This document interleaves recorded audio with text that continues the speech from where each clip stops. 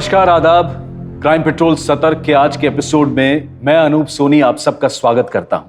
कहते हैं कि आपदा विपदा के समय ही इंसान के धैर्य की, उसके चरित्र की परीक्षा होती है। कोविड-19 की महामारी ने पूरे देश को ही नहीं बल्कि पूरे विश्व को रोक दिया है। लेकिन ऐसे मुश्किल समय में हमारे सभी डॉक्टर्स, नर्सेज, पुलिस कर्मचारी, सफाई कर्मी और वो सभी लोग जिन्होंने हमारे घर तक हमारी जरूरत की चीज को डिलीवर करके हमें घर में सुरक्षित रहने में मदद की, उन सभी कोविड वॉरियर्स, सभी कोविड योद्धाओं को क्राइम पेट्रोल और सोनी एंटरटेनमेंट की टीम सैल्यूट करती है। लेकिन जहां एक तरफ इन लोगों ने पूरी निष्ठा से समाज और देश के सामने शानदार एग्जाम्पल पेश किए, वहीं कुछ नकारात्मक सोच और इंसानों ने ऐसे बुरे वक्त में भी अपराध का दामन नहीं छोड़ा और हमेशा की तरह इस आपदा के समय में भी अपराध की सबसे पहली मार पड़ी महिलाओं पर। फिर वो उनके अपने घर का डोमेस्टिक वायलेंस हो या फिर खाली सड़कों का फायदा उठाकर किया गया उनका शोषण।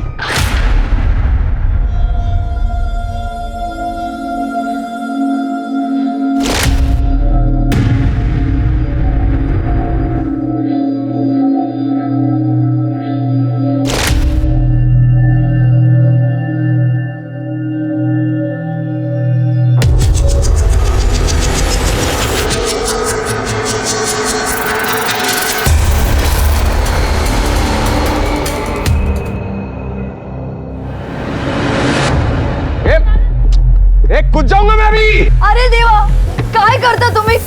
भगवान के लिए नीचे आ जाइए। दादा हम कुछ करते हैं ना, आप नीचे जाइए। नीचे जाइए दादा। नीचे उतर नालायक। जब तक मुझे दारू नहीं मिलेगा मैं यहाँ से नीचे नहीं उतरूंगा। बिना दारू के लॉकडाउन में मेरी जिंदगी की बाट लग गई है। दारू लाके दो, नहीं तो मेरा आरती का बंदोबस्त करो। मैं बोल रहा हूँ तो आता भी जातू भी आता। ये वो सारा सामान जिसकी आपने लिस्ट दी थी। Thank you sir. और कुछ लगेगा तो कॉल कर देना। सर, मेरे बाबा कब तक आएंगे? वो तो नहीं बता सकते क्योंकि वो कोविड पॉजिटिव है। कम से कम 14 दिन तो लगेंगे। बचपन में माँ चल बसी, बस बाबा ही है। उन्हें कुछ हो गया तो मेरा क्या होगा? नहीं, ऐसा मत सोचिए, उन्हें कुछ नहीं होगा। मैंने डॉक्टर के साथ बात की, उनकी रिकवरी फास्ट हो रही है। आ जाएंगे उस घर में। ये तो बाजू वाले दिनेश दादा की आवाज है। तुम अंदर जाओ, हम देखते हैं। अरे दारू तो क्या दवाई के वांदे हैं। अरे जिंदगी की कुछ तो कदर कर बेटा। अरे जिंदगी की ऐसी की तैसी। मैं अभी कूदू क्या? बोलो कूदू क्या? कूदू क्या? ये क्या चाहिए क्या इसको? सब उसको दारू चाहिए। ए माला दारू पाइजे साहब। कितनी पाइजे? दो क्वार्टर नहीं, 2 बोतल चाहिए। लाके देगा क्या? ये तो कूदूगा। मैं देता हूँ। नक्की साहब, मैंने बहुत जनों को दिया है लॉकडाउन में। संगम हुआ इसको फोन सर। हाँ? अरे आऊं क्या? मैं मजाक नहीं कर रहा ना। हाँ मोरे, हाँ 3 बोतल चाहिए थी।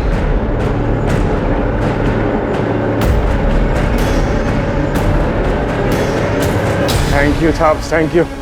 16-17 दिन हो गए साहब बिना दारू पिए। दारू चाहिए तेरे को? ये हाथ दिया ना। नहीं सब जाने दीजिए ना साहब। अरे क्या जाने दीजिए?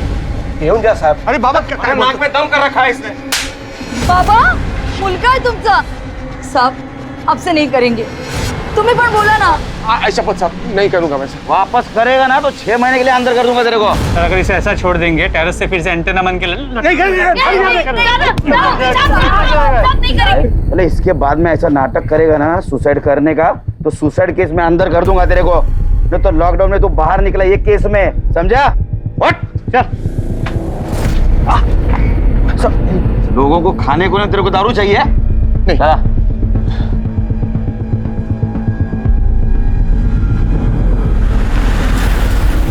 अरे देवा देवा। हात दाखवा, औषध लावते।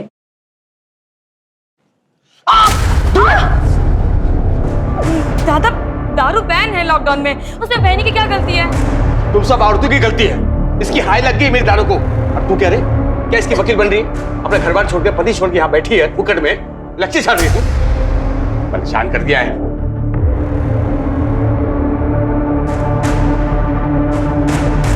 देवा देवा, तूने बेटा ने कैंसर दिया है, कैंसर।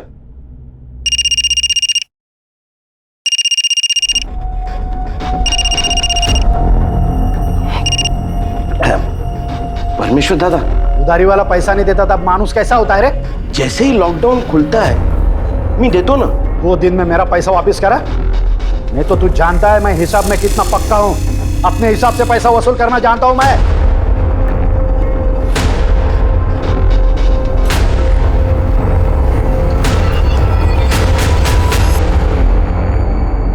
अरे भाऊ, आप काहे को टेंशन ले रहे हो? सरकार ने दारू बंद किया है, अपन ने नहीं। अपना काम चालू है, आपका माल पहुंच जाएगा।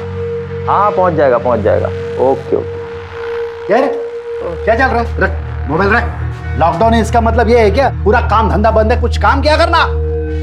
अरे पापा जाने दो ना, मैं समझाता। इसको नहीं पूरे गांव का समझा। लॉकडाउन है तो मेरा पैसा भूल गए सब। कुछ भी कर, मेरे को मेरा पैसा चाहिए, समझा? जी पापा।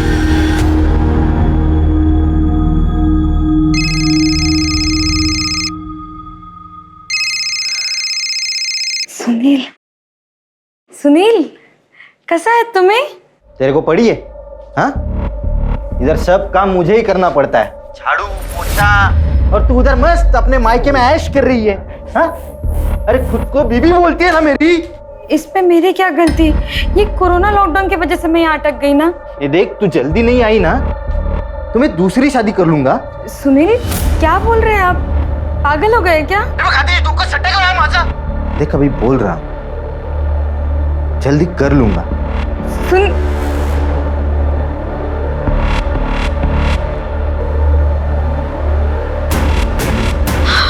ठीक हो?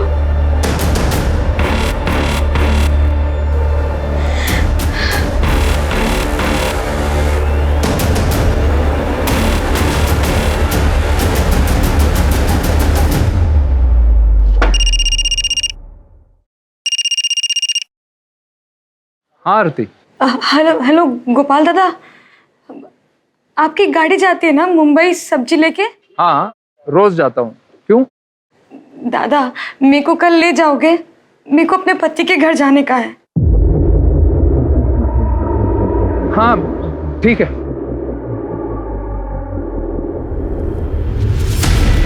क्या गोपाल मान गया? हाँ बहुत तोलमोल करके माना। कहा कि सुबह 5 बजे जाती है उनकी गाड़ी सब्जी मंडी, तो वो मुझे उसी वक्त ले जाएंगे। देख ऐसा अकेले जाना सेफ नहीं है, बाबा को साथ ले जा। कैसी बातें कर रही है बहनी? लॉकडाउन में मेरा जाना मुश्किल है और आप कह रही बाबा को ले जाओ साथ में।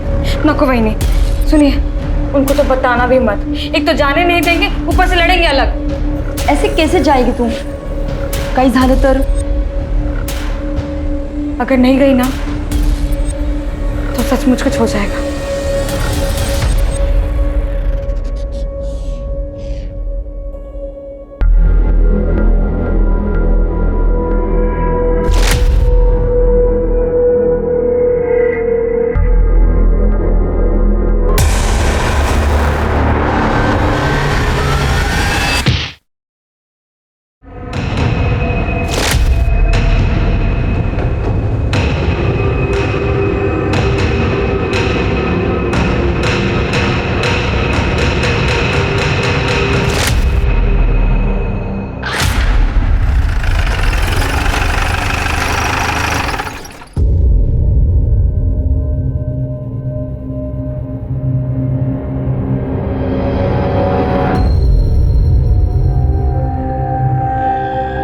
लॉकडाउन का सबसे बुरा असर हुआ है दिहाड़ी और प्रवासी मजदूरों पर। अब ना उनके पास काम है और ना ही वो वापस अपने घर जा सकते हैं।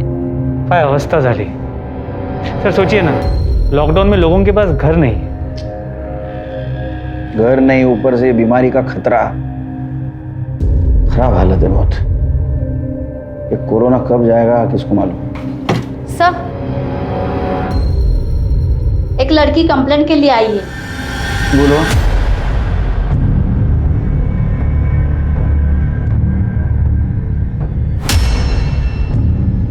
आप? हाँ बताओ क्या हुआ? सर, लॉकडाउन में मैं अपने मायके में रह गई थी। अब मैं अपने पति के घर मुंबई जाना चाहती थी। घर से निकली तो किसी ने मेरे सर पे पत्थर मारा और मैं बेहोश हो गई। उसके बाद उसने मेरा रेप किया। लेकिन आपको पता है ना लॉकडाउन में एक शहर से दूसरे शहर नहीं जा सकते, फिर भी आप जा रही थी। कैसे जा रही थी? मैं सब्जी वाले टेम्पो में छुप कर जाने वाली थी। क्यों रिस्क लेते आप लोग? हाँ, ये लॉकडाउन आपके भले के लिए किया है ना?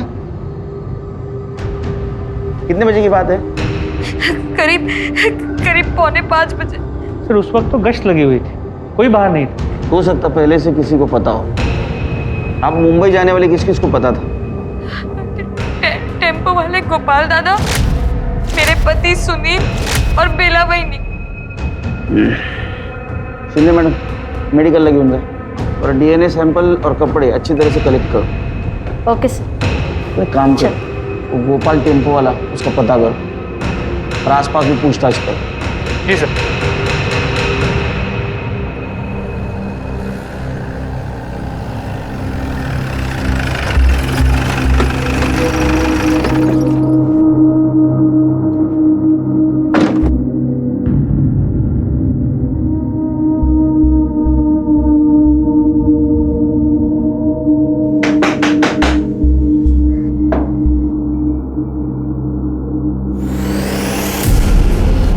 आरती, ये क्या हुआ तुम्हें?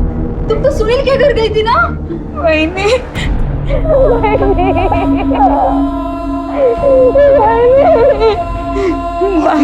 बाबा काय झालं तुला? खत्म हो गया बाबा, सब खत्म हो गया बाबा।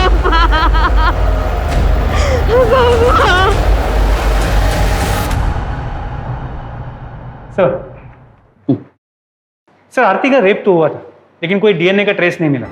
कॉन्डम यूज किया गया था। और सर उसके सर पे गहरी चोट भी थी, जैसा उसने हमें बताया था। प्रताप, ये रेप सवेरे 4:45 बजे हुआ, लेकिन हमारे पेट्रोलिंग टीम को वहां कुछ नहीं मिला। हो सकता है ये रेप प्रिप्लान्ड हो। सर वो कैसे? ये सवेरे 5 बजे, वो भी लॉकडाउन में, कोई खिस्से में कॉन्डोम लेके घूमेगा क्या? कौन हो, इसका कनेक्शन मुझे गोपाल से जरूर लगता है। उस गोपाल को बुला। सर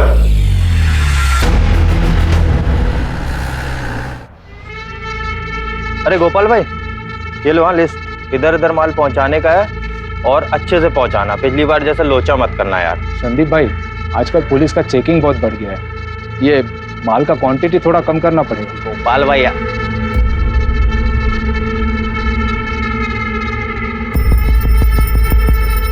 कसम से हाँ, ऊपर वाले ने एक नंबर बनाया है इसको। एक दिन ना इसका एटीट्यूड तोड़ने का बाबा। वो भाई, मेरे को जल्दी निकलने का है, शाम को पुलिस का चेकअप बढ़ जाता है। चलो अच्छा, चले बाबा।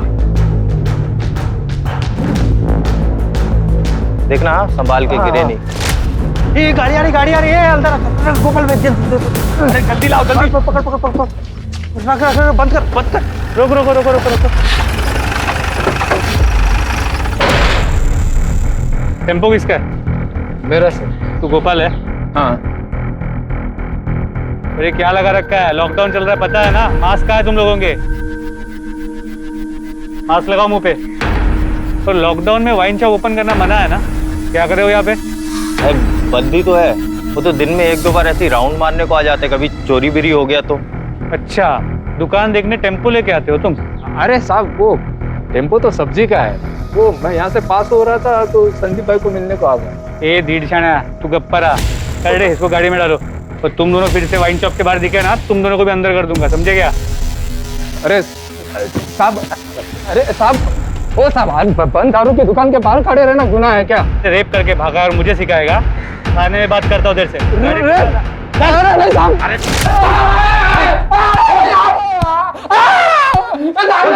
जब तक सच नहीं बताएगा मार खाता रहेगा। मार। चल उठ। मास्क पहन। साहब किसका रेप? मुझे कुछ नहीं पता है साहब। आरती के साथ वो अपने पति के घर जा रही थी, उस मौके का फायदा उठा के रेप किया ना तूने उसके साथ? नहीं साहब, क्या कह रहे हैं आप? आरती तो मेरे बहन जैसे है साहब, मैंने कुछ नहीं किया। किसी और ने क्या होगा? चुप। आरती सर मास्क। आरती उसके पति के पास जाने वाली थी, ये सिर्फ उसके पति को, उसके वहिनी को और तेरे को पता था। तो उसका रेप तो उसका पति और वही नहीं कर सकते ना? तूने किया ना उसके साथ रेप? सब मेरे अलावा वो अमर और संदीप भी जानते थे सब। मैंने खुद बोला था उनको सब। साला इस कोरोना की ना ऐसा कुंडली मार के बैठा है ना, लाइफ में भी और धंधे में भी सब कुछ चौपट कर दिया। चलो मैं चलता है, सुबह जल्दी जाने का है। अच्छा गोपाल बाबा, कल ध्यान से माल की डिलीवरी देने का है, भूलना नहीं। हाँ हाँ याद है। वैसे मैं अभी ड्राइवर से ज्यादा डिलीवरी बॉय बन गया है। कैसे? अरे वो शंकर बाबू की बेटी नहीं आरती, उसको कल उसके पति के घर डिलीवर करने का है। अब भैया भैया बोल के मेरे को मना तो लिया, लेकिन अगर पुलिस ने पकड़ लिया ना तो वो तो छूट जाएगी, मेरे को बराबर बांबू देगी पुलिस। अब रिस्क लिया है तो भोगो। प्रताप, अमर और संदीप को लेके आओ। सर अगर ये झूठ निकला ना, इतना मारूंगा तेरे को, जिंदगी भर पछताएगा।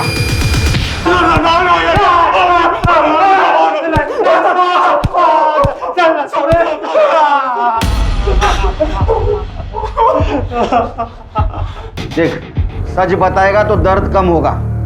अगर मोबाइल से तुम्हारा लोकेशन पता चल गया ना, इतना मारूंगा कि दर्द में रोना भी भूल जाओगे। सर हम लोग सच बोल रहे हैं, हमने कुछ नहीं किया सर। फालतू में आप हम लोग को हरास कर रहे हैं। सच्ची बोला तो कुछ भी नहीं किया। हैरेसमेंट तो अभी शुरू हुई बेटे, जब हैरेस करूंगा ना पतली निकलेगी, समझा? जब तक ये सच नहीं बोलते तब तक मार दो इसको करने। सर सच बोल रहे सर। इन दोनों के कॉल डिटेल्स निकालो। अगर इनके खिलाफ कुछ सबूत नहीं मिला तो ऐसे छोड़ना पड़ेगा। जी सर। और वो आरती का पति सुनील, उसको लेके आओ। सर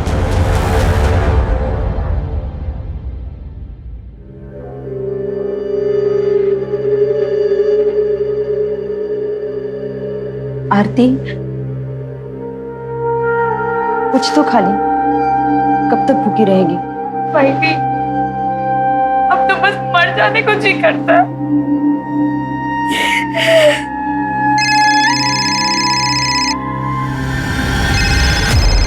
भाई सुनील,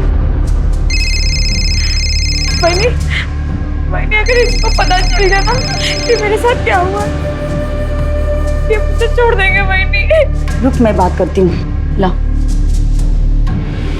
हाँ सुनील। आरती है तिकड़े? हाँ, वो बाथरूम में है। क्यों? वो तो आने वाली थी ना आज। अरे ऐसे कैसे आएगी? बीमारी फैली है, लॉकडाउन है, और अकेली जवान लड़की को ऐसे कैसे भेज दे? तो क्या हुआ? उसको कोई जान से मार देगा? मार देना तो अच्छा ही होगा। कौन से मुहूर्त पे शादी करवा दी मेरी? क्या हुआ भाई ने? क्या बोला सुनील ने? अब वो मेरे साथ नहीं रहेंगे ना, वो मुझे छोड़ देंगे ना। सही किया उसने। तेरे जैसी लड़की को छोड़ देना चाहिए। पूरे खानदान की नाक कटा दी तूने।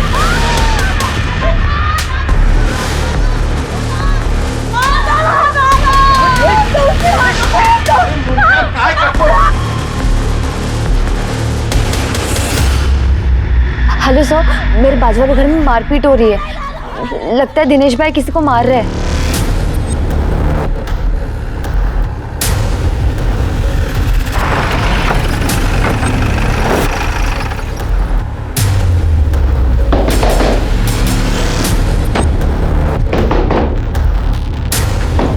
कहाँ तुम्हारा बेटा? सर उन्हें बचा लीजिए।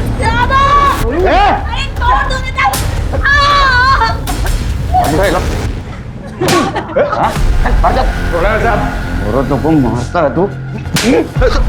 शर्म नहीं आ तेरे को? चलो इधर खड़े रहो। तब मेरी क्या गलती है साहब? इसको सब पता था साहब, इसकी वजह से इसका रेप हुआ है साहब। अब इसका पति इसको छोड़ देगा। ये आरती ने मेरी बीवी को सब कुछ बताया था, लेकिन ये मुंह बंद करके रख दी, कुछ नहीं बताया मुझे। मैंने मुंह बंद रखा था? मैंने तो तुम्हें सब कुछ बता दिया था, तुम अपना मुंह फेर के सो गए। वो अपनी आरती है ना, वो कल सब्जी वाले गोपाल के साथ मुंबई जा रही है, उसके टेम्पो में। आप उसे रोको ना। मैं क्यों रोकू रे? अच्छा है ना, भला टली, जाने दे। पर ऐसे वक्त पे वो अकेले कैसे जा सकती है? आप रोको ना उसे। ए, उसको जाना है ना, मरना है तो मरने दे। और तुझे उसके पीछे जाके मरना है ना, तुझे जाके मरना भाई। तेरे को तेरी बीवी ने बताया था ना तेरी बहन के बारे में, उसको समझा नहीं तूने? और किस किस को बताया था? अरे साहब मैं किसको कह को बताएगा? नाक कटा के आई है साहब, भला से कहीं भी जाए। ऐसा मर दे रहे तू, तेरे को किसी की पड़ी नहीं, बीवी को मारता है, बहन को मारता है। तू चल, तू पुलिस स्टेशन चलेगा, क्यों चला पुलिस स्टेशन? वहां तेरे को सिखाता हूँ पति और भाई का फर्ज। चल क्यों चलेगा, चल। साहब जाने दो ना साहब, अब से नहीं करेंगे। बोला ना तू भी पर। हाँ हाँ साहब, नहीं करूंगा। तुम जैसे पत्नियों की वजह से इन जैसे पतियों को हिम्मत आती है सब कुछ करने की। साहब ये पति जात होती ही ऐसी है, हम पतियों को ही सब कुछ सहना पड़ता है। मेरा पति तो कम से कम मुझे मार पीट के अपने साथ तो रखता है, लेकिन ये आरती का पति हर रोज दूसरी बीवी लाने की बात करता है। बेचारी इसी डर में रहती है। और आज तो कह रहा था आरती को कोई जान से मार दे तो ये अच्छा होगा।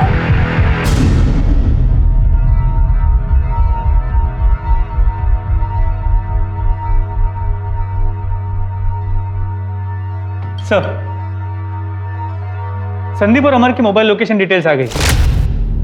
रेप के वक्त दोनों की मोबाइल की लोकेशन उनके घर की है। मोबाइल घर पे भी तो छोड़ के जा सकते हैं। उसकी कोई क्राइम हिस्ट्री? जी सर, संदीप की है। कुछ साल पहले उसके गर्लफ्रेंड ने उस पर रेप का चार्ज लगाया, लेकिन बाद में केस वापस ले लिया।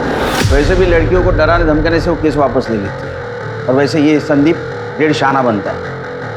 पता करो मामला क्या था? जी सर। सर, आरती के पति सुनील को मुंबई से लेके आए। मैंने क्या किया? कुछ नहीं किया साहब। साहब क्यों मार रहे साहब? मैंने क्या? चुप, चिल्ला मत। Mask mask. एक बात बता, आरती तेरे पास मुंबई आ रही थी, किस किस को पता था? नहीं साहब, किसी को नहीं पता था साहब। और क्या फर्क पड़ता है ना साहब? मंजू को भी नहीं? उसको तो फर्क पड़ता होगा ना। तेरा कॉल रिकॉर्ड, तेरा अफेयर चल रहा है ना मंजू के साथ? हाँ? नहीं साहब। ए चुप बैठ, समझा ना? तेरे जैसे पतियों को रोज मिलता हूँ मैं यहाँ। तूने उसको धमकाया था, तू जल्दी मुझे मिलने नहीं आई तो मैं दूसरी शादी कर लूंगा मंजू के साथ, इसलिए वो लॉकडाउन में तेरे पास आने के लिए निकली। तूने फायदा उठाया, उसका रेप करवाया ताकि तेरे रास्ते से हट जाए। रेप? नहीं साहब। साहब मुझे इसके बारे में कुछ पता नहीं है साहब। आप बोल रहे हो तो भी मुझे पता चल रहा है कि उसका रेप हुआ है। ज्यादा भोला मत बन, समझा ना? सब पता है तू कैसा टॉर्चर करता था उसको। साहब ये मारना पीटना धमकाना ये सब अलग बात है साहब, लेकिन मैं किसी का रेप नहीं करवा सकता हूँ साहब। साहब आरती की कसम साहब मैं सच बोल रहा हूँ साहब। सच क्या है झूठ क्या है जल्दी पता चल जाएगा, समझा ना? बाद में देखता हूँ तेरे को। साहब सुनो ना मेरी बात साहब सच में मैंने कुछ नहीं किया साहब। आरती को अपने पति के दबाव में उसकी धमकी के आगे हार मानकर लॉकडाउन तोड़कर बाहर जाना पड़ा, और उसका बाहर जाना ही उसके लिए सबसे बड़ी सजा बन गया। आरती के बयान के हिसाब से पुलिस ने क्राइम सीन और उसके आसपास की जगह का मुआयना किया, लेकिन ना तो उन्हें कोई पत्थर या कोई ऐसी चीज मिली जिससे आरती पर वार किया गया, और लॉकडाउन की वजह से कोई चश्मदीद गवाह भी नहीं मिला। कई लोग पुलिस के शक के घेरे में थे, गोपाल से लेकर आरती के पति तक, लेकिन सबूतों के अभाव में पुलिस किसी भी नतीजे पर नहीं पहुंच पा रही थी। और इससे पहले कि पुलिस आरती का केस सॉल्व कर पाती, उनके सामने एक और केस आ गया।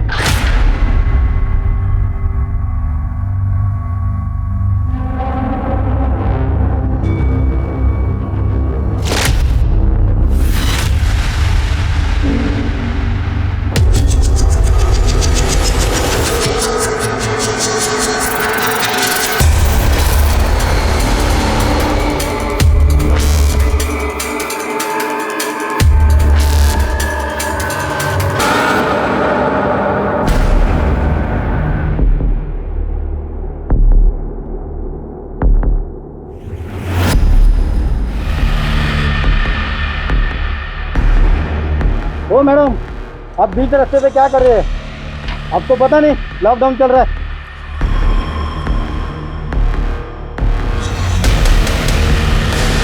ओ मैडम, क्या हो गया आपको? हॅलो सर, हायवेच्या बाजूच्या रस्त्यावर पडली होती, हालत बहुत खराब है। मैं पूछने से पहला ही बेहोश हो गई, इसलिए इधर लेके आया। डॉक्टर बोला रेप हुआ। सर, डॉक्टर ने बताया कि रेप काफ़ी ब्रूटल था, काफ़ी इंटरनल इंजरीज आई, सर पे भी चोट लगी, ट्रीटमेंट शुरू कर दी। ये सब कुछ कैसे हुआ? मुझे अस्थमा, मैं इनहेलर लेने गई थी और जब मैं लौट रही थी किसी ने मेरे सर पे पीछे से मार दिया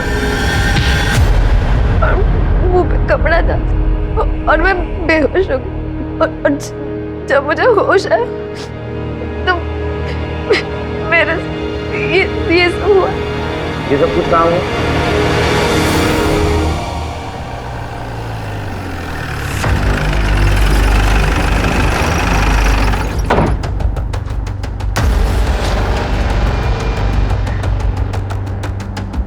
प्रताप, कविता के बॉडी पे सीमेंट्स तो नहीं मिले। जरा आसपास देखो, यूज कॉन्डोम में पैकेट मिलता है।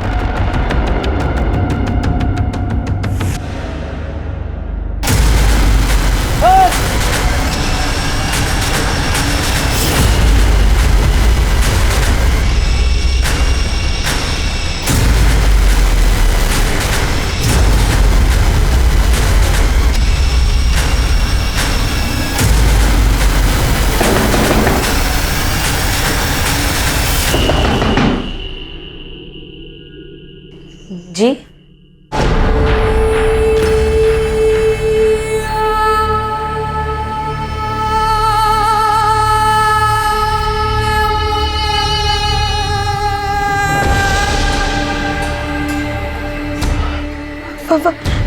वहिनी, वहिनी, वहिनी, देवा, वहिनी,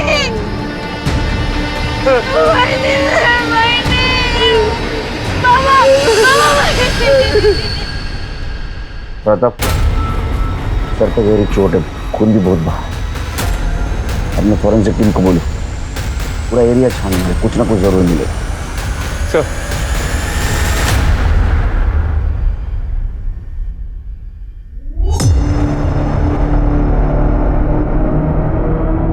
आपकी बहनी वहां क्या कर रही थी? पता नहीं सर, मैंने बहनी को 1 घंटे पहले देखा था, वो कपड़े सुखा रही थी। मैं खुद से ही इतना परेशान थी कि मैंने ध्यान ही नहीं दिया। आप क्या कर रहे थे? साहब, टीवी देख रहा था, वो सीएम साहब का भाषण था ना वायरस पे। इम्पोर्टेंट है ना वो भी। पतिदेव, तू क्या कर रहा था? मी झोपलो होतो साहब, ना काम आहे ना दारू का बंदोबस्त आहे साहब। काय करणार माणूस? मास्क पहन। Sorry sir. आपके घर के बहू को किसी ने बाहर लाके मार दिया, आपको पता भी नहीं? लॉकडाउन में भी इतने बिजी हो? सर, पता नहीं हमारे घर को किसकी नजर लग गई।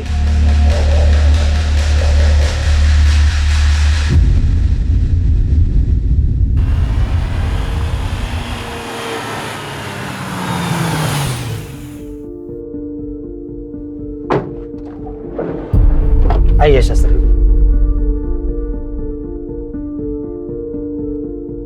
मनोहर जी, आपकी किस्मत बहुत अच्छी है, आपको नया जन्म मिला है। इस बीमारी ने मेरा सब कुछ छीन लिया है, मेरी नौकरी, मेरे पैसे, बेटी की इज्जत भी।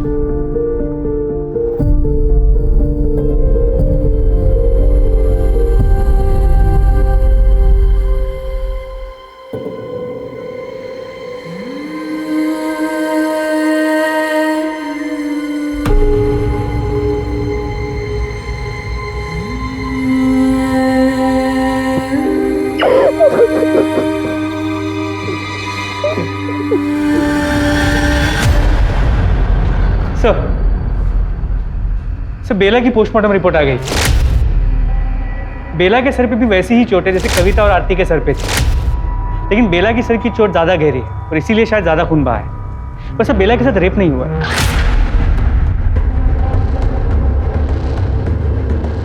प्रताप, आरती और कविता, इन दोनों के सर पे चोट थी और दोनों के साथ रेप हुआ है। बेला, इसके सर पे चोट आई सिर्फ, इसके साथ रेप नहीं हुआ। शायद रेप होने से पहले वो मर गई और रेपिस्ट डर के भाग गया। हमारे सामने 3 विक्टिम है, तीनों के सर पे सेम जगह चोट थी और दोनों के साथ रेप हुआ। और बेला के साथ रेप नहीं हुआ। मुझे लगता है ये सीरियल रेपिस्ट का काम है। कविता का मेडिकल रिपोर्ट आया? जी सर, कविता के केस में एक अजीब बात पता चली। रेप के वक्त कॉन्डम की जगह पॉलीथीन जैसी किसी चीज का इस्तेमाल किया गया था।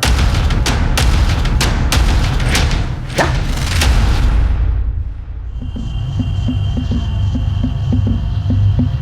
शायद इसीलिए उसे अंदरूनी ज्यादा चोटें आई थी। जी सर। एक काम करो, क्राइम सीन को वापस चेक करो। फॉरेंसिक टीम और अपनी टीम, ये दोनों को ये पॉलीथीन वाली थियरी बताओ।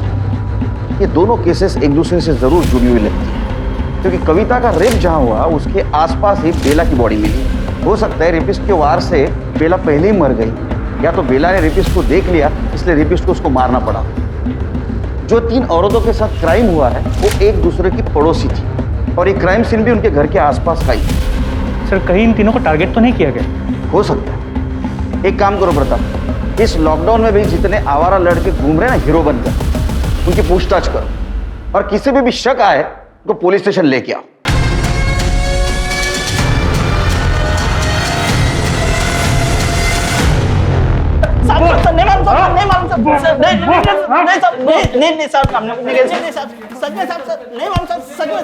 कुछ बताया? नहीं सर, सबका यही कहना है कि किसी ने कुछ नहीं किया, ना ही किसी ने कुछ देखा है। इनका मोबाइल लोकेशन चेक करो, नंबर ट्रेस पे डाल दो।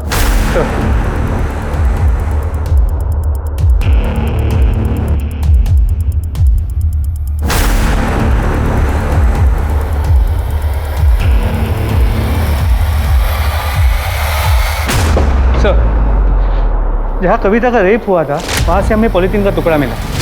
फॉरेंसिक ने कंफर्म किया कि इसमें सीमेंट के ट्रेसेस है। और सर, हमने आसपास की जगह को अच्छे से चेक किया तो वहाँ पास से इस पॉलीथीन का दूसरा टुकड़ा भी मिला। लगता है कुछ लोगों ने इंसानियत बेच खाई, शैतानी दिमाग बन गया।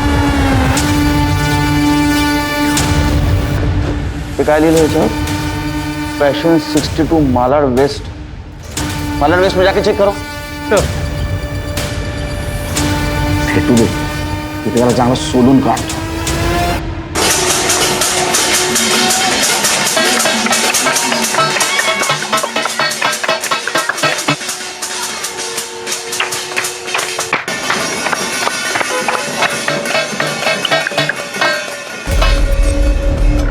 कविता,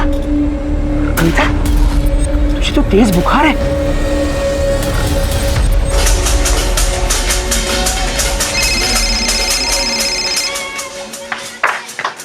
हाँ बोलो। ठीक है सर। सर, कविता की तबीयत खराब हो गई, उसे हॉस्पिटल ले जा रहे हैं। मुझे डर है कहीं कोरोना ना हो। तो मेरे दिमाग में आइडिया है। एक काम करो, मीडिया में खबर फैला दो कि जिस लड़की के साथ रेप हुआ था वो कोरोना पॉजिटिव निकली। ये न्यूज़ इस तरह फैलनी चाहिए कि ये बात उस रेपिस्ट तक जानी चाहिए और उसे लगना चाहिए कि वो लड़की कविता ही है। और सारे हॉस्पिटल और कोविड टेस्ट सेंटर में इन्फॉर्म कर दो कि अगर कोई खुद होके टेस्ट करने आए कोरोना की तो हमें इन्फॉर्म कर दो। तो सुपर आइडिया। इस बीमारी से तो बड़े बड़े क्रिमिनल्स भी डरते हैं। बहुत होगा अब इन लोगों का नाटक। लॉकडाउन का बहुत फायदा उठाया इन्होंने। इनका मास्क तो उतरना ही चाहिए। नाय गांव में हाल में ही एक लड़की के साथ बहुत ही बेरहमी से रेप किया गया और अभी हमें खबर मिली है वो लड़की कोविड पॉजिटिव है।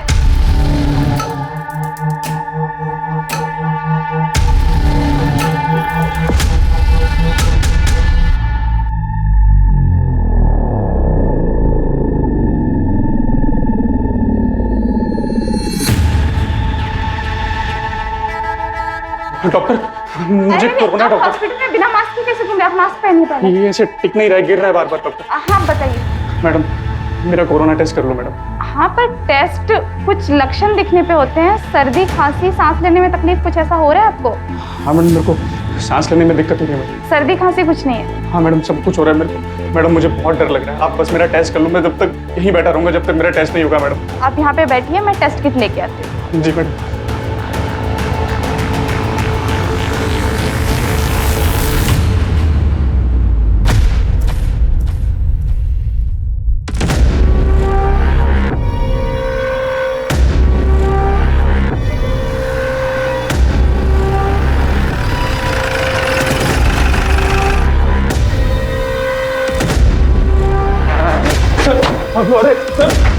डर गया ना कोरोना से? डर गया ना?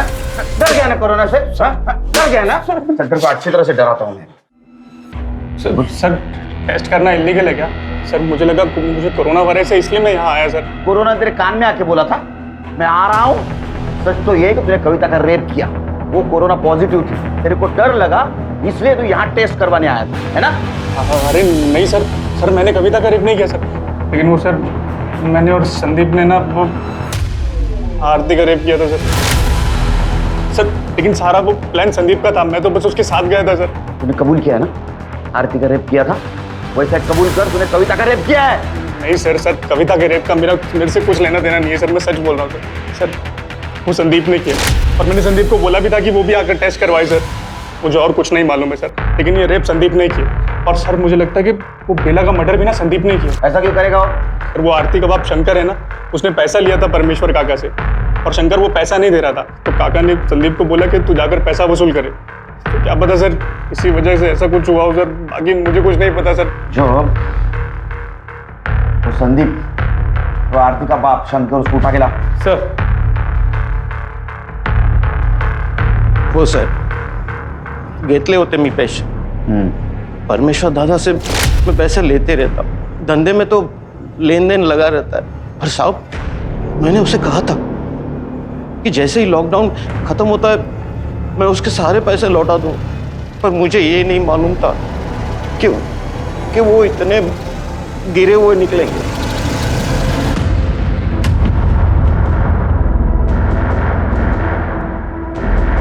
अरे सिग्नल तोड़ के भागता है? हाँ उतर, नीचे नीचे उतर। नीचे क्या दिखा? शटर खोल।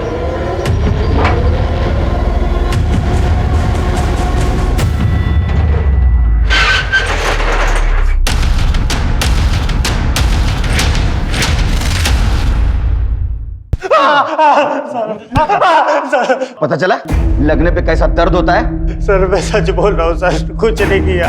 देख तेरे दोस्त अमर ने कबूल किया है कि तुम दोनों ने मिलकर आरती का रेप किया था। तूने कविता का रेप किया ना, अभी उसको कोरोना हुआ है और तुझको भी होगा और तेरे से मेरे को कोरोना होगा। दिमाग खराब हो गया क्या तेरा? ये देख के साले कुछ भी बोलेगा। अरे भाई मैं बकवास नहीं कर रहा हूँ, हमने आरती का रेप किया था ना, आरती कविता की पड़ोसन है, तूने उसका रेप किया तो उसके पीछे था मेरे को। बोलो ज्यादा बकवास करेगा ना तो जान से मार दूंगा। कर अपना काम। सर गलती हो गई सर, बहुत बड़ी गलती हो गई सर। तीन बार गलती। पहले आरती का रेप, बाद में कविता का रेप, उसके बाद में बेला का मर्डर।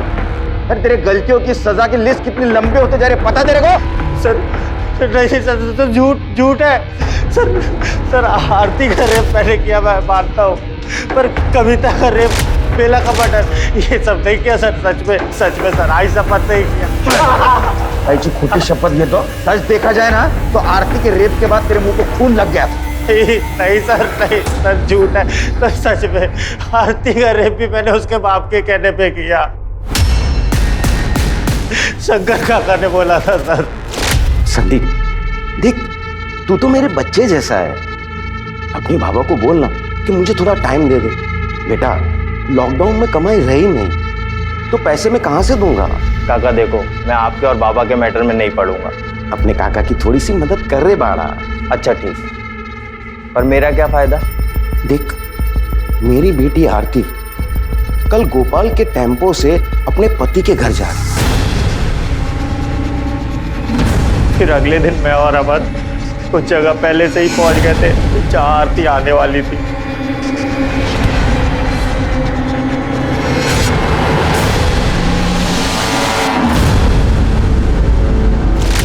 सर वो पॉलीथीन का पता चल गया और वो किसके घर का है वो भी। बाप अपने बेटी के लिए जान दे देता है, लेकिन पूरी दुनिया में तो एक ही बाप होगा, इतना घटिया बाप होगा जिसने अपने बेटी का रेप करवाया। क्यों किया ऐसा? सब मैंने परमेश्वर से बहुत उधार लेके रखा था। लॉकडाउन में मैंने बहुत सारा धान खरीदकर गोदाम में भर लिया था। सोचा लॉकडाउन में बहुत फायदा होगा, महंगा बेचूं, लेकिन पुलिस ने ब्लैक मार्केटिंग करने वाले दुकानदारों की दुकान बंद करवा दी। माझी सगड़ी प्लानिंग वाया गेली, पर मैं क्या करता। ऊपर से परमेश्वर मेरी जान के पीछे पड़ा हुआ था। परमेश्वर पागल आदमी है सर, वो मारपीट पर उतर आता है, इसलिए मुझे संदीप की मदद लेनी पड़ी। परमेश्वर पागल नहीं, तू पागल है, समझा? उधार तूने लिया, ब्लैक मार्केटिंग तेरे को करनी थी और उसकी सजा तूने तेरे बेटे को दी। तू बाप नहीं, शाप है, शाप। और कविता का रेप वो कौन सा उधार चुकता करने के लिए किया था, बोलना। देख, तूने मलाड से जिस दुकान से शर्ट खरीदी थी ना, उसका सीसीटीवी फुटेज मिला है हमको। सच सच बता, ये तो सीमेंट टेस्ट होने के बाद में सब कुछ सच सामने आ जाएगा। इतना मारूंगा तेरे को, बुढ़ापे में दर्द होगा। बता। सांगतोय सर, सांगतोय। आपको संदीप, आरती के पति और मेरे बेटे के पीछे पड़े हुए थे। आपको इन सब पर शक था, मुझे पता था। पुलिस इस शक के जरिए मुझ तक पहुंच ही जाएगी, तो मैंने सोचा कि आपका ध्यान भटका दूं।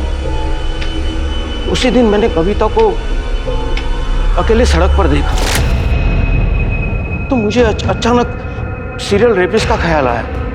मैंने कहीं पढ़ा था, इसलिए मैंने कविता का रेप वैसे ही किया जैसे आरती का हुआ था, ताकि पुलिस को लगे कि कोई सीरियल रेपिस्ट है और घर वालों का रेप से कोई कनेक्शन नहीं। कॉन्डोम लेने का टाइम नहीं था, तो ये पॉलीथीन। मातारिया, तेरे को शर्म नहीं आती? हाँ? और वो कविता का रेप करते हुए बेला ने देखा, इसलिए तूने बेला को मार दिया।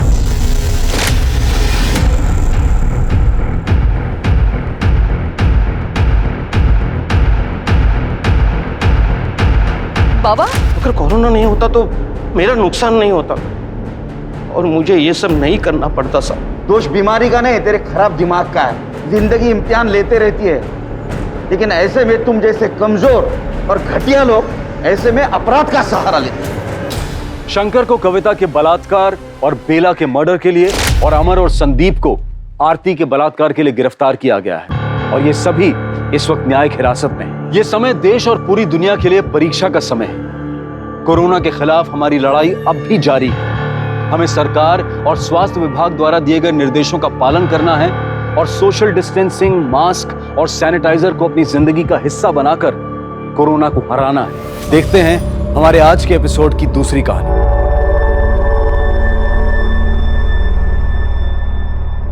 नमस्कार, आदाब। क्राइम पेट्रोल सतर्क के आज के एपिसोड में मैं अनूप सोनी आप सबका स्वागत करता हूं। हमारा देश अब लॉकडाउन से अनलॉक की दिशा में बढ़ रहा है।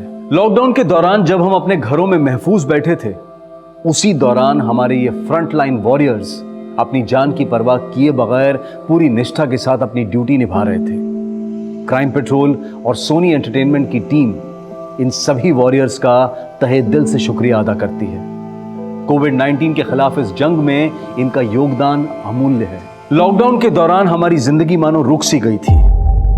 जहां पूरी दुनिया कोरोना के मरीजों के आंकड़ों से परेशान थी, वहीं दूसरी तरफ एक जिंदगी ऐसी भी थी जिसे बिल्कुल एहसास भी नहीं था कि उसके आसपास क्या घट रहा है, और वो थी शांभवी।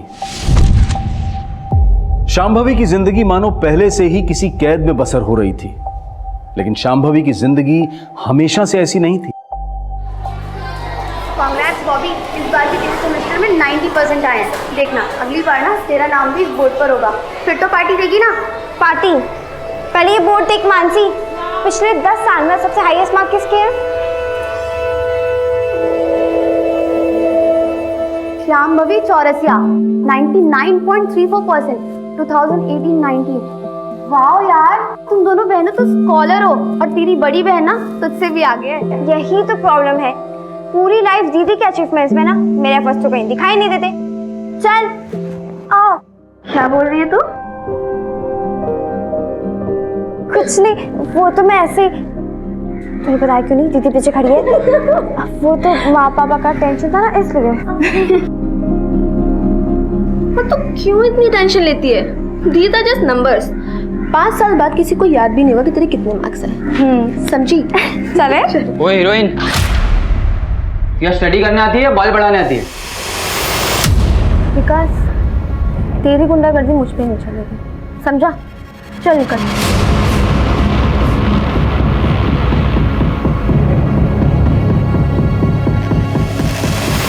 दीदी, जो हुआ उसमें तुम्हारी गलती नहीं थी ना, मैं समझा दूंगी माँ पापा को। अरे माँ पापा तो ठीक है यार, मुझे टेंशन दादी की है। लेकिन इतना कुछ होने के बाद भी तुम इतनी नॉर्मल कैसे रह सकती हो? जो दादी के ताने झेल सकता है ना, वो कुछ भी झेल सकता है।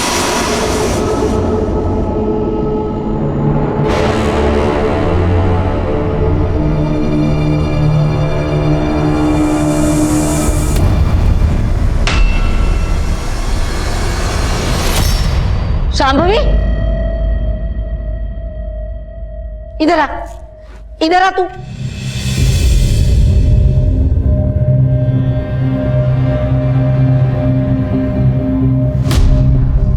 बाल काट के आ गई तू? हाँ, वो भी घर में किसी से पूछे भी ना। राजीव, आरती, इधर आओ। क्या हुआ अम्मा? हाँ माँ, कितनी बार कहा है तुमसे, लड़की जात है, उसको थोड़ा मर्यादा में रखो। देखा, आज जाके बाल कटवा के आ गई। चल जा अपने कमरे में।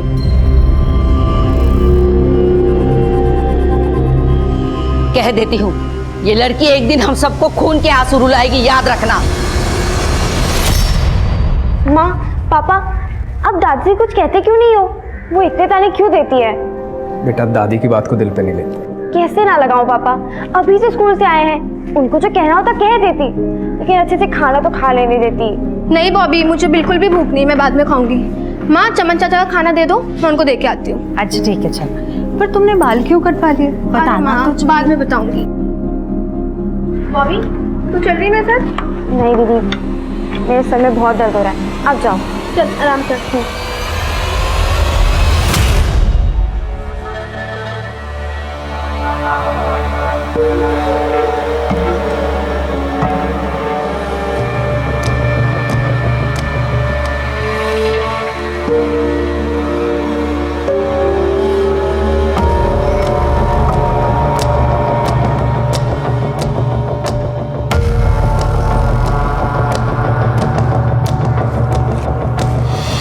कैसे हो चमन चाचा? ये लीजिए आपका खाना। टिया रानी, कितने महीनों से खाना लाती हो, एक भी दिन ऐसा नहीं गया जिस दिन खाना ना लाई हो। भगवान खुश रखे तुम्हें। अच्छा चमन चाचा, मैं चलती हूँ, आप ख्याल रखो, ठीक है?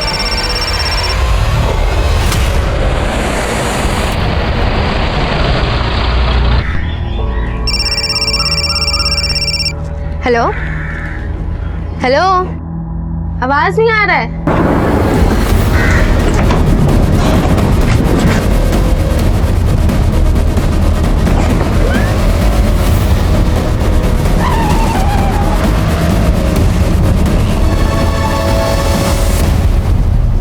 बॉबी, जा दीदी को बुला के ला।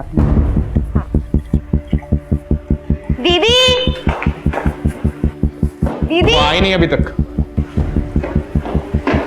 मैं बाहर देख के आती हूँ।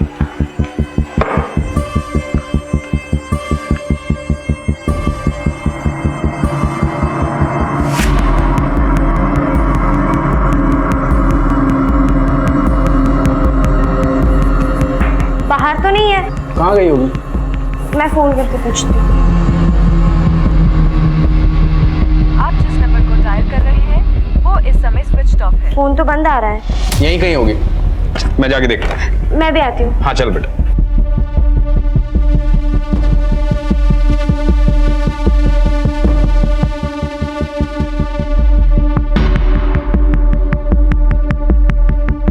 चमन, वो मेरी बेटी शांभवी आई थी क्या यहाँ? हाँ साहब, रोज की तरह खाना दिया, बढ़िया खाना था। किस तरफ गई हो? घर की तरफ।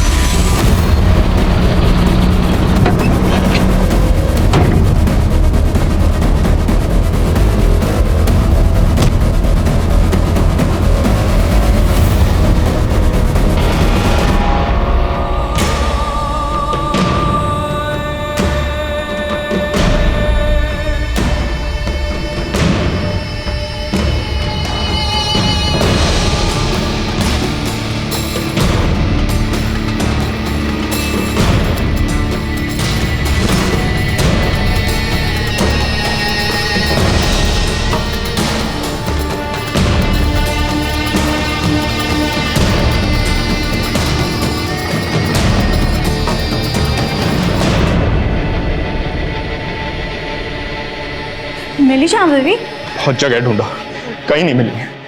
हमें पुलिस में रिपोर्ट करवानी होगी। पागल हो गया है तू राजीव? इतनी छोटी सी बात के लिए पुलिस में जाएगा? कोई जरूरत नहीं है, यही कहीं गई होगी, अपने दोस्त के पास आ जाएगी। लेकिन माँ, कितनी बार कहा है तुमसे, लड़की जात है, काबू में रखो, पर मेरी बात सुनता कौन है? गई होगी कहीं पे मुंह फुलाकर।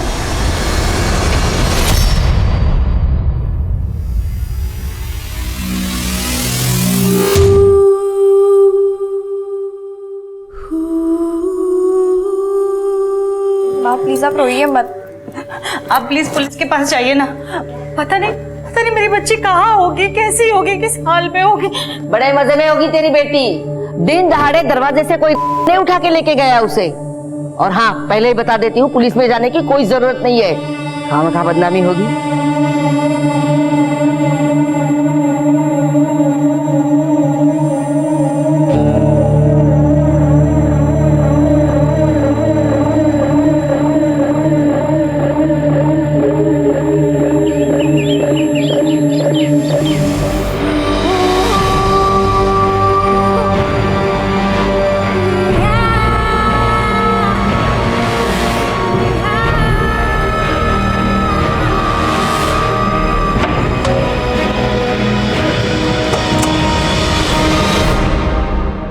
जी बोलिए। क्या ये राजीव चौरसिया का घर है? हाँ, मैं ही राजीव चौरसिया हूँ।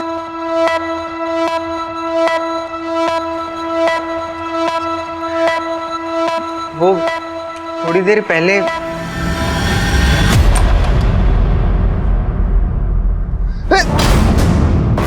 अम्मी, अम्मी,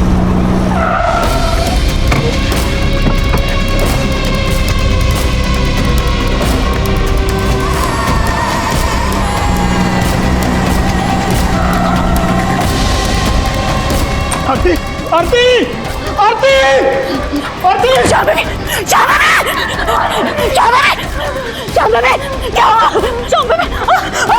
कपड़े पहना दो इसे, बेटा कपड़े लेके, हमें इसे हॉस्पिटल लेकर जाना पड़ेगा। नहीं, जल्दबाजी मत करो, इसे हॉस्पिटल लेके जाने की कोई जरूरत नहीं है, थोड़ा सा वक्त दे दो, ठीक हो जाएगी। अरे हॉस्पिटल ले गए तो पुलिस केस होगा, फालतू का बखेड़ा नहीं चाहिए। लेकिन माँ, जब देखो तुम सब लोग अपनी मनमानी करते रहते हो। अरे इस लड़की की ये जो हालत है ना, वो तुम्हारी मनमानी का नतीजा है। अगर इस हालत में ये लड़की घर से बाहर गई तो तुम मेरा मरा हुआ मुंह देखोगे। अम्मा,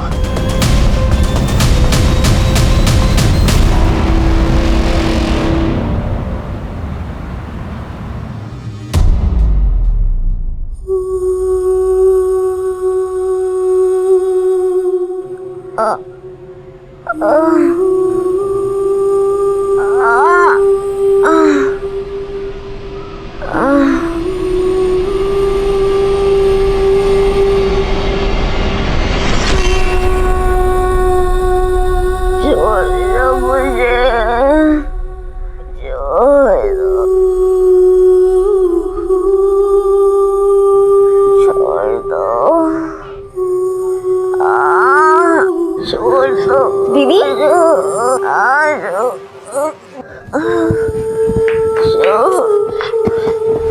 पुलिस कंप्लेन नहीं करनी है तो मत करिए, लेकिन उसको हॉस्पिटल लेकर के चलिए, बहुत खून बह रहा है उसका। काम करते हैं, वो श्याम भाभी को डॉक्टर श्याम के पास ले चलते हैं। दोस्त है मेरा, बात बाहर भी नहीं जाओ।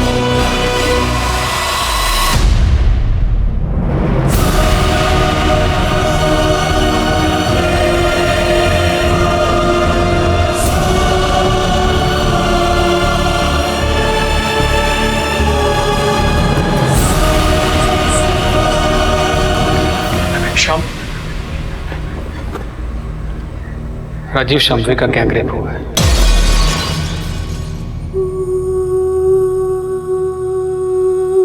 शायद 2 से ज्यादा लोग थे, बहुत तड़पाया गया उसे।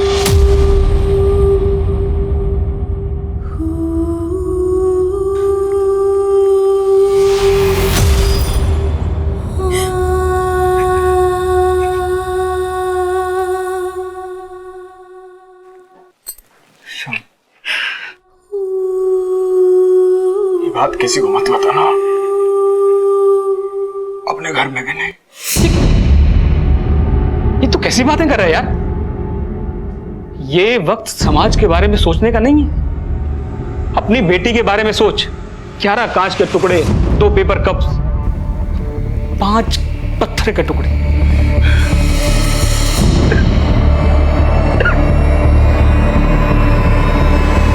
राजीव, तू और मैं अंदाजा भी नहीं लगा सकते कि किस दर्द से गुजरी होगी वो बेचारी। मैंने अपने इतने सालों के करियर में ऐसी दरिंदगी, ऐसी हैवानियत नहीं देखी। राजीव, मैं एक डॉक्टर होने के साथ साथ तेरा दोस्त भी हूं। मेरी बात मान, पुलिस स्टेशन जा, रिपोर्ट लिखा और अपने बाप होने का फर्ज निभा। आप टेंशन मत लीजिए, एफआईआर तो हो जाएगा। बस अपनी बेटी को थाने ले आइए रिपोर्ट लिखाने के लिए। साहब, मेरी बेटी की हालत बहुत नाजुक है, वो यहाँ तक नहीं आ सकती। चलेगा। वैसे आपकी बेटी आपको मिली कहाँ से थी? हुमायूं नगर से एक औरत आबिदा और उसके बेटे ने मदद की। ठीक है, वो तो हम पता लगा ही लेंगे, लेकिन कुछ और डिटेल्स चाहिए होगी हमें। साहब, सब कुछ तो बता दिया आपको। हाँ, अभी तक जो आपने बताया अपने मन से बताया, लेकिन अभी जो हम सवाल पूछेंगे उसका जवाब दीजिए। अब आपने बताया कि आपकी बेटी परसों गायब हुई थी। जी। कमाल करते हैं राजीव साहब, पहले आना था ना रिपोर्ट लिखाने के लिए, इतना टाइम क्यों लगाया? साहब, बेटी का मामला है। ये पहली गलती है आपकी। अगर आप पहले आ जाते तो केस अब तक सॉल्व हो चुका होता। खैर छोड़िए, अब आगे से ध्यान रखिएगा, बात को बाहर मत जाने दीजिएगा। बाहर मतलब समझे ना, मीडिया उडिया में।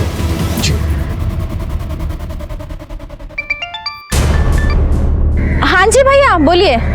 Anshika, I need your help. बड़ी मुश्किल से शांभवी के परिवार वालों को पुलिस में कंप्लेन करने के लिए मनाया था, लेकिन पुलिस शांभवी के बयान का इंतजार कर रही है। वो शांभवी इस हालत में है ही नहीं। इनफैक्ट उसकी हालत तो इतनी नाजुक है। अंशिका, मैं चाहता हूं कि ये केस खुलकर सामने आए ताकि पुलिस पर प्रेशर बने। भैया आप बिल्कुल फिक्र मत कीजिए, हम आपके और शांभवी के साथ हैं। Thank you Anshika. इटावा में हुए ब्रूटली गैंग रेप को 3 दिन बीत चुके हैं, लेकिन पुलिस प्रशासन अभी तक हाथ पे हाथ धरे बैठी है। पुलिस ने अभी तक उस जगह का भी पता नहीं लगाया है जहां पर विक्टिम के साथ ये घिनौना अपराध हुआ। पुलिस के इस निष्क्रियता और दमन के खिलाफ हम आवाज उठाएंगे। मीडिया के दबाव और पुलिस के आक्रोश से पुलिस प्रशासन में खलबली मच गई। इंस्पेक्टर को इस केस से हटा दिया गया और एक स्पेशल इन्वेस्टिगेटिंग टीम का गठन किया गया, जिसकी कमान शहर के एसपी आदिल खान ने खुद संभाली। आदिल खान के लिए चुनौती कड़ी थी। शहर में तनाव का माहौल था और लोगों में पुलिस के लिए अविश्वास बढ़ रहा था। शांभवी को न्याय दिलाकर लोगों के मन में पुलिस के लिए एक बार फिर से विश्वास पैदा करना ही आदिल खान का मकसद था।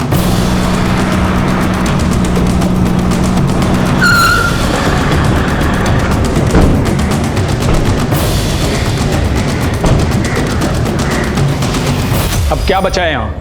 और ज्यादती करना बाकी रह गया था क्या? राजीव जी, मैं यहाँ पर आपके जख्म को रेतने नहीं आया। यकीनन हमारे डिपार्टमेंट से कोई चूक हुई है, उसी को सुधारने आया हूँ। आपकी बेटी शांभवी को इंसाफ दिलाने आया। खुद एक बेटी का बाप हूँ, इसलिए आपकी तकलीफ को समझ सकता हूँ।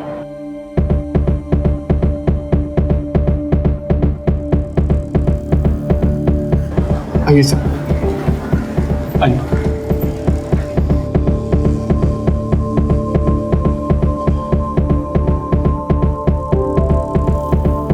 शांभवी बेटा, एसपी साहब आए हैं, तुमसे बात करना चाहते हैं।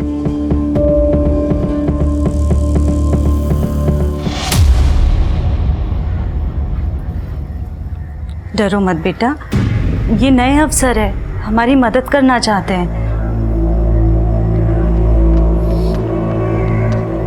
शांभवी बेटा, मुझे पता है तुम्हारे लिए आसान नहीं होगा, लेकिन बेटा उस दिन जो हुआ, क्या वो तुम एक बार फिर से बता सकती हो? शांभवी बेटा, रहने दीजिए, इट्स ओके, मैं बाद में आऊँ।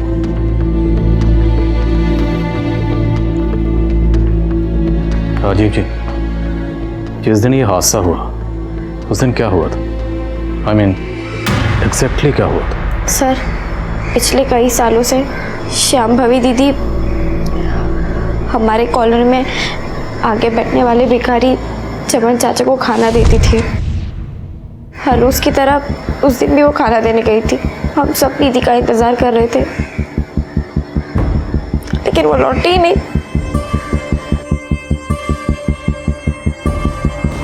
हाँ साहब, वो संभवी बेटी खाना देने तो आई थी। वो किसी से बात कर रही थी फोन में, लेकिन उस दिन के बाद नहीं आई। तूने शांभवी का अपहरण होते हुए देखा था? अपहरण किसने किया साहब? वो ठीक तो है? ज्यादा नौटंकी नहीं समझे, सीधे सीधे बोल। उस दिन तुमने किसी सफेद रंग की गाड़ी को देखा था? गाड़ी तो आई थी साहब, कौन से रंग की थी वो याद नहीं। गाड़ी का नंबर? नहीं साहब। रोज यहीं बैठता? जी साहब। चमन को खाना देने के बाद शंभावी अपने घर की तरफ गई और बीच रास्ते में किडनैप हो गया। जहाँ पे चमन बैठता है शंभावी का घर ज़्यादा दूर नहीं है, तो मुमकिन है इसने सब कुछ देखा हो, लेकिन शायद छुपा रहा है। सर कहीं ये भिखारी उनमें शामिल तो नहीं? नज़र रखो इस पे। और इसके मुताबिक शांभवी जब अपने घर की तरफ जा रही थी तब वो किसी से फ़ोन पर बात कर रही थी। शांभवी के कॉल रिकॉर्ड से निकलवा? जी सर, शांभवी उस वक्त उसकी क्लासमेट क्षमा से बात कर रही थी। क्षमा? सर कॉल तो कनेक्ट हुआ था, लेकिन हमारी बात नहीं हो पाई थी। लेकिन मुझे याद है जिस दिन ये सब कुछ हुआ था, स्कूल में बहुत बवाल हुआ था। क्या स्टडी करने आती है, बाल बढ़ाने आती है? आइंदा से ये बाल बढ़ाए ना तो याद रखना। विकास, तेरी गुंडागर्दी मुझ पे नहीं चलेगी, समझा? चल निकल, चलो दीदी जाने दो, चलो चलो चलो।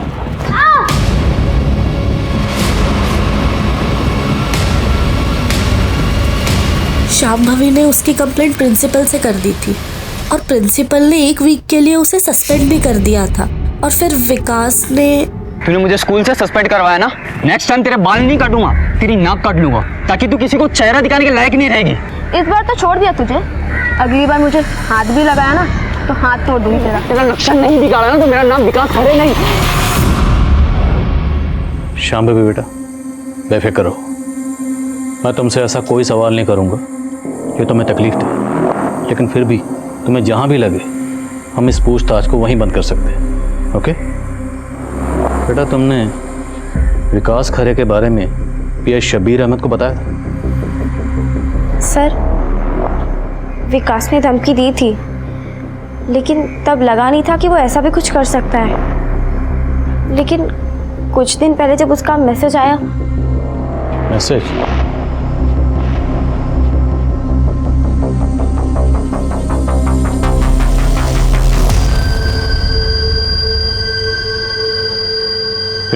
सर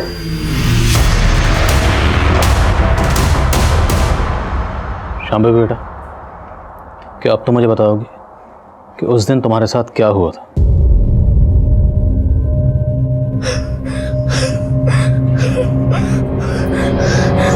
इट्स ओके बेटा, रिलैक्स रिलैक्स, कोई बात नहीं, स्ट्रेस मत लो।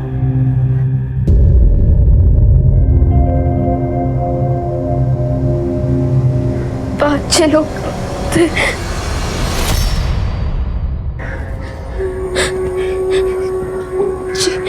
जिन्होंने मेरा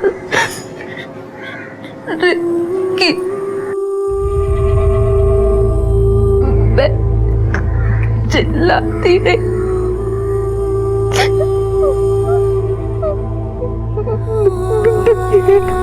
भागती नहीं,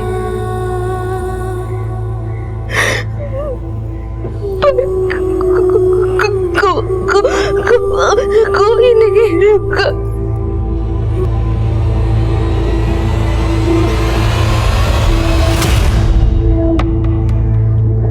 तुम मदद के लिए चिल्लाती रहे,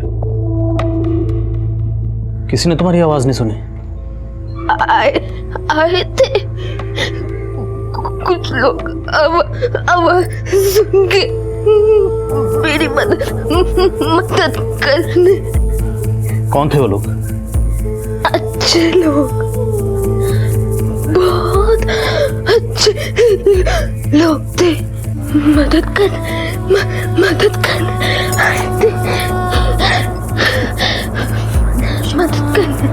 अच्छे लोग।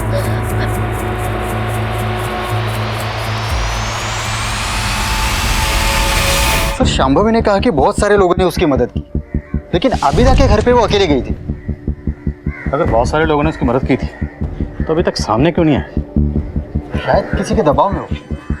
कोई बात नहीं, एक बार क्राइम सीन का पता चल जाए तो सब के सब मिल जाएंगे। तुम वाइट मैन क्राइम सीन का पता करो और सुनो, वो विकास करे, बुलाओ उसे पुलिस स्टेशन। सर बोल, शांभवी से तेरी क्या प्रॉब्लम थी?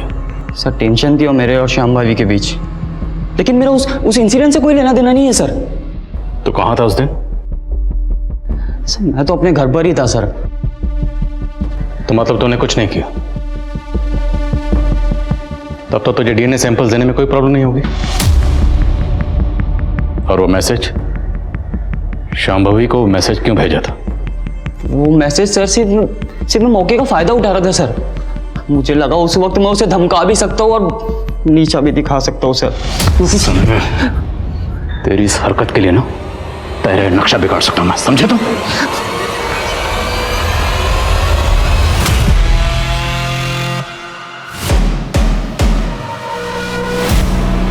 सर ये हुमायूं नगर का सीसीटीवी फुटेज है। इसमें एग्जैक्टली उसी मॉडल की वाइट वैन दिख रही है जिसका जिक्र शांभवी ने किया था। ये वैन 3:32 पर निकलती है और 7:35 पर रिटर्न आई। पता चला ये वैन किसकी है? नहीं सर, नंबर प्लेट क्लियर नहीं है। पता करो शहर में किस किस के पास इस मॉडल की सफेद वैन, एक एक से पूछताछ करो। एक और बात सर, ये एरिया आबिदा के घर से ज्यादा दूर नहीं है। तो पक्का क्राइम सीन भी आबिदा के घर के आसपास ही।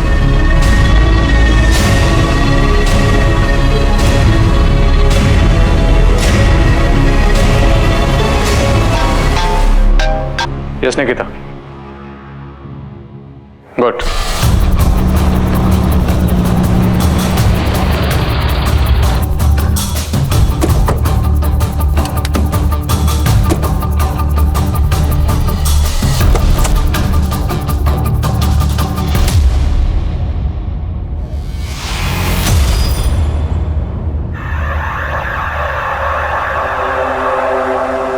लगता है शांभवी के साथ घटना यहीं घटी है।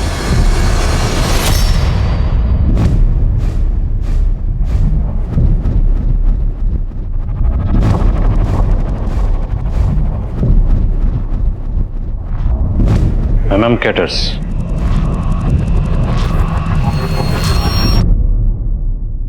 सर विक्टिम के शरीर से कांच के टुकड़े मिले और यहाँ भी इतने कांच के टुकड़े बिखरे हुए हैं।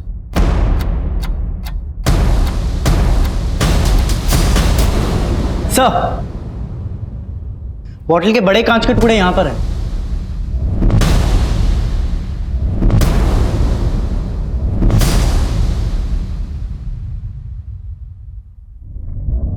आबिदा का घर यहाँ से 300 मीटर की दूरी पर होगा। शांभवी यहाँ से रेंगते हुए वहां गई हो। लेकिन मन पर लगे घाव बहुत तकलीफदेह होते हैं। शांभवी भी इसी मानसिक यातना से जूझ रही थी। वो दर्दनाक हादसा एक सदमे की तरह से उसके दिमाग पर बार बार दस्तक दे रहा था। दूसरी तरफ एसपी आदिल खान और उनकी टीम इस केस की साजिश को समझने की कोशिश में लग गए थे। सर क्राइम सीन के आसपास के लोगों से बात हुई लेकिन कुछ खास हाथ नहीं लगा। उस दिन वहाँ पर एक शादी थी जहाँ दिन भर डीजे बज रहा था और लोग उसी के फंक्शन में व्यस्त थे। जितने भी लोगों से बात हुई उन्होंने कहा कि डीजे की ऊंची आवाज़ के आगे किसी लड़की के चीखने चिल्लाने की आवाज़ सुनाई नहीं दी। मैम कैटरिंग वालों से बात हुई जिनका विजिटिंग कार्ड मिला था? हाँ सर, उस शादी में केटरिंग उसी की थी। इनफैक्ट वो उस दिन वहाँ मौजूद भी था। वो कह रहा था कि उसने तकरीबन 50 लोगों को अपना विजिटिंग कार्ड दिया होगा। Auto auto auto auto auto uncle airport चलोगे? पहले घर पे चलना, मुझे सामान उठाना, फिर एयरपोर्ट चलते हैं। चलो। मुलजिम शांभवी को उठाकर रैंडमली हुमायूं नगर नहीं लेकर गए। वो जानते थे कि शादी वाला एरिया है, इसलिए वो जानबूझकर उसे वहां लेकर गए ताकि शादी के शोरगुल में लड़की की चीखने की चिल्लाने की आवाज़ कोई नहीं सुने। अपने खबरियों को वहां एक्टिव हो, उन्हें कहो कि कुछ भी पता चले तो तुरंत इन्फॉर्म करें। सर अपने खबरियों से एक इम्पोर्टेंट बात पता चली। तूने तो कहा था कि तूने कुछ नहीं देखा, फिर ये फोन? सच बोल रहा है साहब, मैंने कुछ नहीं देखा था। मुझे तो ये भी नहीं पता ये बिटिया रानी का फ़ोन है। मुझे पड़ा मिला, उठा लिया साहब। माँ की कसम सच बोल रहा है साहब। एक सच और बोल, तेरे पास इतने पैसे कहाँ से आए?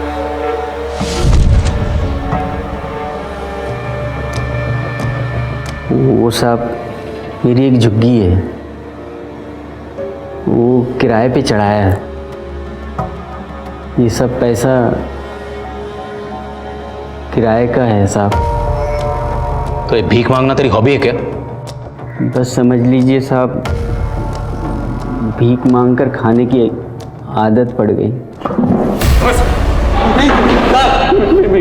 पुलिस को बेवकूफ समझा तूने? सीधे सीधे बोल, शांभवी के अपहरण से तेरा क्या लेना देना है? मेरा कोई लेना देना नहीं है साहब। पिछले कई सालों से वो हर दिन खाना खिलाती है मुझे। आप चाहो तो साहब ये सारे पैसे आप ले लीजिए, मैं खुशी खुशी दे दूंगा साहब। बस आपसे एक विनती है, उसके गुनाहगारों को सजा दिलवा दीजिए साहब, यही विनती है।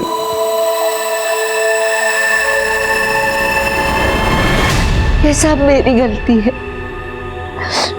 मैंने तुझे हमेशा डांटा, कभी तुझसे प्यार नहीं किया। तुझे ना जैसे कपड़े पहनने पहन, तुझे जैसे बाल काटने हैं काट ले, मैं तुझे नहीं टोकूंगी। बस तू ठीक हो जा। अब पछताने से क्या फायदा अम्मा? आप यहाँ से चली जाइए, चली जाइए आप।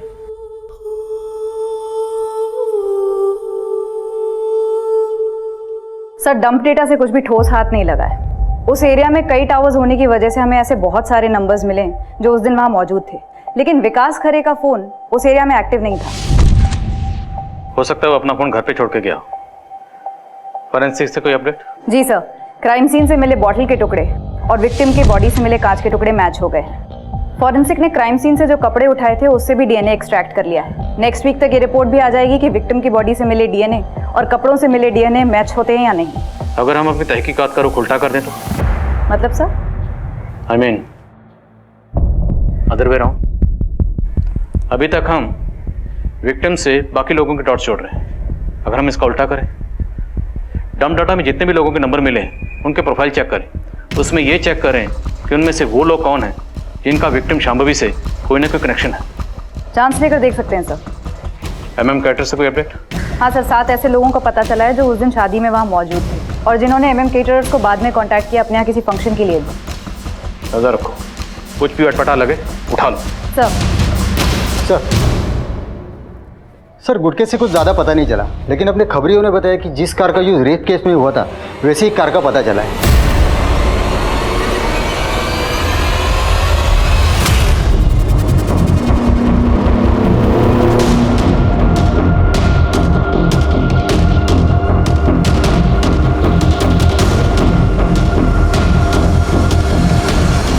शांभवी की हालत फिर से बिगड़ने लगी है।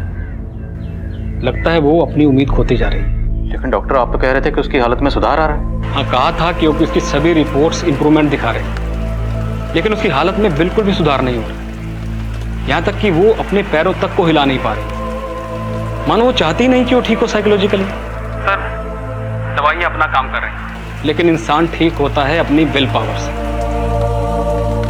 रेप और ह्यूमिलेशन ने उसके ब्रेन के एक हिस्से को बुरी तरह डैमेज कर दिया और वो तब तक नहीं भरेगा जब तक वो खुद नहीं चाहे।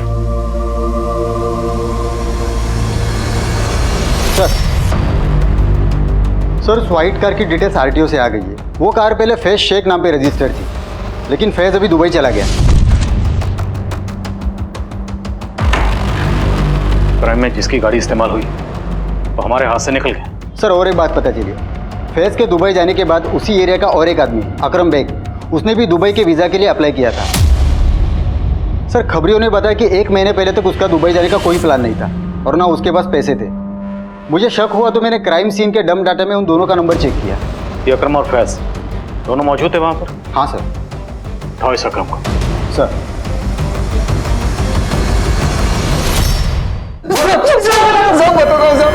सब लड़की के साथ कुछ नहीं किया, मैं तो सिर्फ वहां पे मौजूद था और सब शादी का खाना खाकर लौट रहा था। ए क्या कर रहे हो? हाँ क्या क्या हो रहा है? हाँ क्या हो रहा है? हाँ? डरो मत दोस्त है। अरे अकरम सब सिर्फ मजे ले रहे, तू भी ले ले, मुंह बंद रखना है। क्या अभी ठीक है, नहीं करना है मत करना, इट्स फाइन, बस मुंह बंद करने का क्या लेगा वो बताना खाली। और तुमने दुबई का टिकट ले लिया? जी सर। और कौन कौन शामिल था? नाम बोल सकते? सब मैं किसी का नाम नहीं जानता हूँ, सिर्फ फैज को जानता हूँ सब। नाम से नहीं जानता लेकिन शक्ल तो पहचानता होगा ना? वहाँ पे जो लोग शामिल थे उनको पहचान तो पाएगा ना? जी सर। जिन 7 लोगों की लिस्ट बनी थी जिनके घर में फंक्शन था, सबकी फोटो दिखाओ।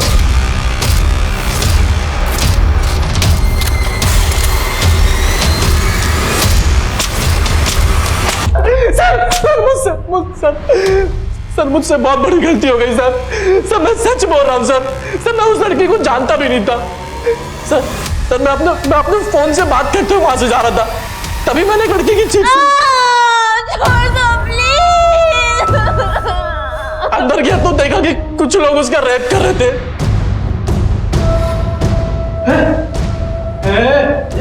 क्या चल रही? अबे तू क्यों डर रहा है? फ्री का माल है, तू भी मजे ले ले। चल। सर मेरे से पहले भी हुआ 4-5 लोग थे और मेरे बाद 10-12 लोग और आए सर। नाम बोल, नाम बोल, कौन कौन थे? नाम जुमी, इफ्तिखार, नौमान और हाँ सर वो बारात में आए हुए दूल्हे के चाचा इम्तियाज भी थे सर। बारात में आए बाराती बन के और रेप होता देखकर रेपिस्ट बन गए।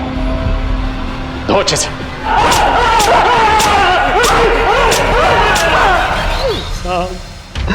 मेरी बीवी को गुजरे हुए 6 साल हो गए साहब।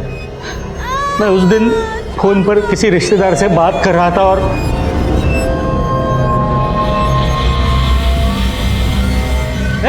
हेलो क्या हो रहा है? हाँ शांत हो जाओ। ये लड़की कौन है? हाँ क्या कर रहे हो तुम लोग इसके साथ? चाचा हल्ला क्यों मचा रहे हो आप? ये लड़की अपनी मर्जी से आई है चाचा, आई है कि नहीं? आपको जो करना कर लो ना। देखो चाचा आप ना खाली अपना मुंह बंद रखिए। लड़के को किडनैप किसने किया था? साहब हमको नहीं पता साहब हम लोग तो वहाँ लड़की की चीख सुनकर ही पहुंचे थे साहब।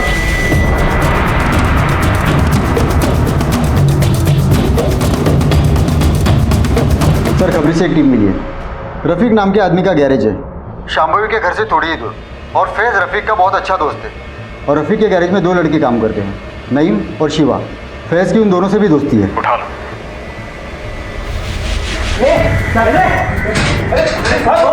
अरे साहब क्या हुआ है?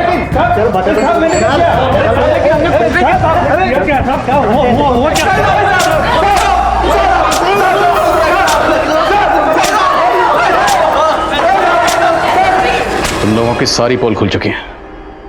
अगर सच नहीं बोलोगे ना तो हड्डियों के जोड़ भी खोल देंगे।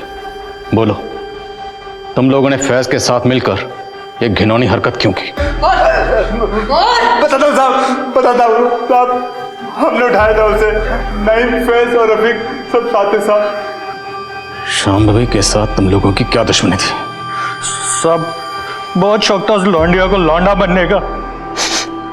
बहुत गुरूर था उसको अपनी खूबसूरती पर और दिमाग पर। और रफीक भाई, इन लौंडियों के बाप को कुछ ज्यादा ही चर्बी चढ़ रही है। ऐसा पानी फेरेंगे कि इनके बाप की चर्बी भी पिघल जाएगी। देखो कैसे घूर रही, देखो लगता बताना ही पड़ेगा। हाँ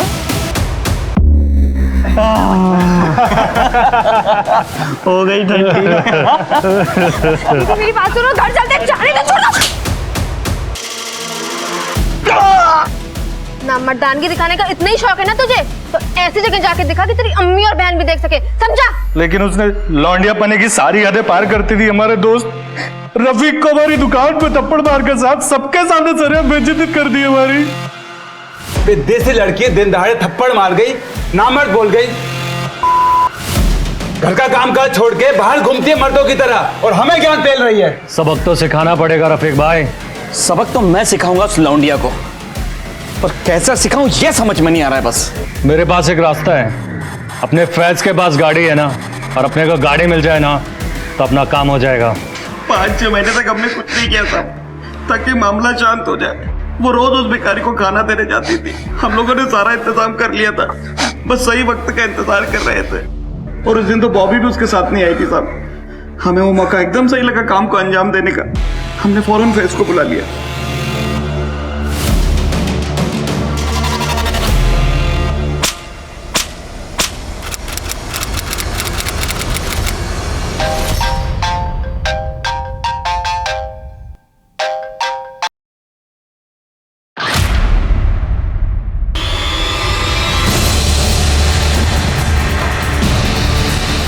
मम्मी जल्दी ला।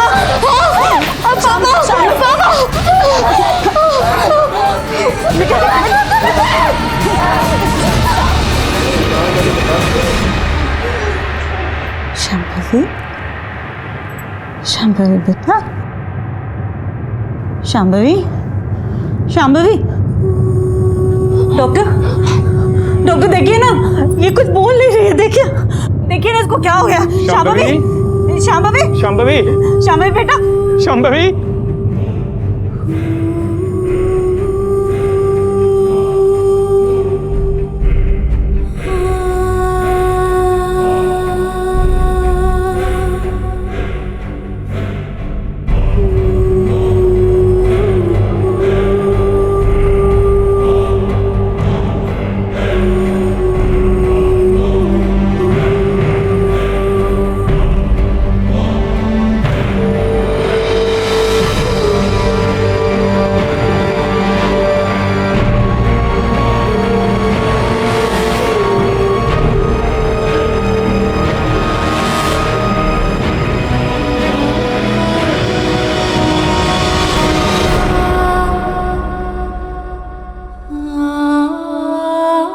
पॉलिटिकल डिप्लोमेसी के तहत पुलिस दुबई जाकर बैठे फैज शेख को इंडिया लाने में कामयाब हो गई।